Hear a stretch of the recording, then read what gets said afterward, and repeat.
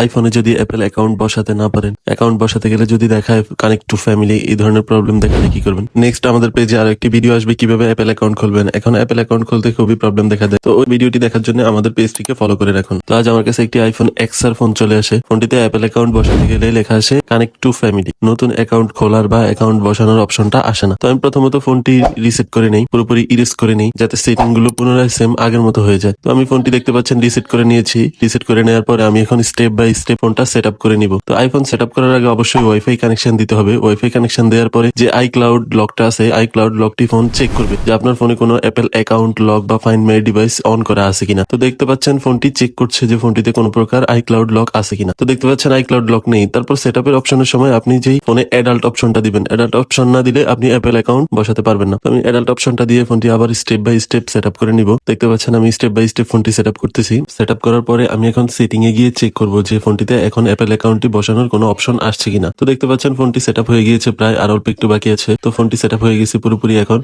আমি ওয়েলকাম পেজে আছি।